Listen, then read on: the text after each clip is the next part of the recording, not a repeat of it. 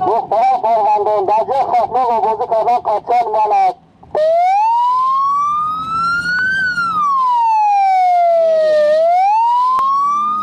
наҷотдиҳандагони дастаи махсуси зудамалӣ раёсати кумитаи ҳолатҳои фавқулодда дар вилояти Суғд ҳамарӯза баҳри пешгирӣ аз ҳодисаҳои ғарқшавӣ корҳои фаҳмондадиҳӣ мегузаронанд.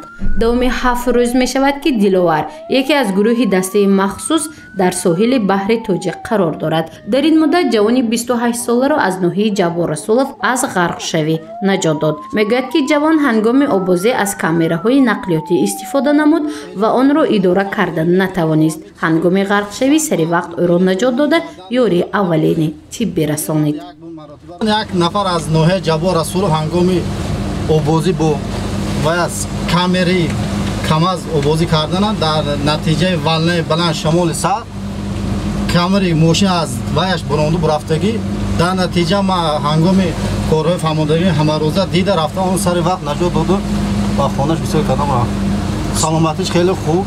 Диловар ҳамарӯза то 5 маротиба соҳили баҳри Тоҷикро давр мезанад. мегӯяд ҳоло ки ҳаво гарм аст, истироҳаткунандагон хеле зиёд шуданд. аз ин рӯ ҳангоми назорати атрофи соҳил таъкид ба таъкид мегӯяд ки дар ҷойҳои хавфнок обозӣ накунанду қоидаҳои обозиро риоя намоянд.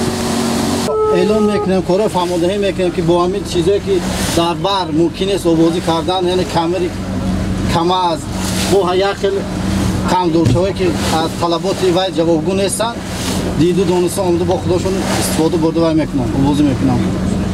лекин ҳамарӯза мо корҳои фаҳмондадиҳӣ бо мардум сару кор дорем.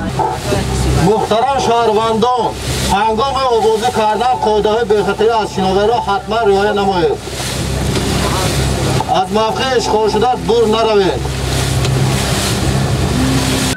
новбаста аз корҳои тарғиботиву ташвиқотӣ давоми 6 моҳи гузашта дар Суғд 19 ҳолати ғарқшавии сокинон ба кӯлу обанбор ва дарёҳо ба қайд гирифта шуд. аз ин рақам наҷотдиҳандагони дастаи махсуси зудамал сари вақт 6 ҳолати онро пешгирӣ карданд. ғарқшавӣ бештар дар шаҳру ноҳияҳои Хуҷанду Панҷакен ва Сипитамин Мастчоҳ ба назар мерасад.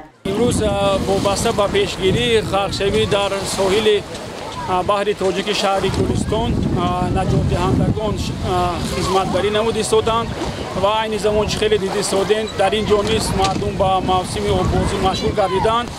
хушбахтона айни замон аз аввали мавсими обозӣ то ба имрӯз дар баҳри тоҷик дар шаҳри Гулистон ҳолати ғарқшавӣ ба қайд гирифта нашудааст.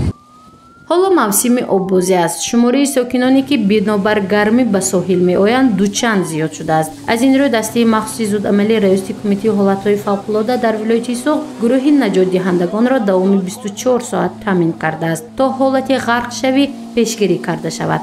аммо сокинонро мебояд ҳангоми ворид шудан ба об қоидаҳои бехатариро риоя намоянд то саломатиашон зери хатар намонад.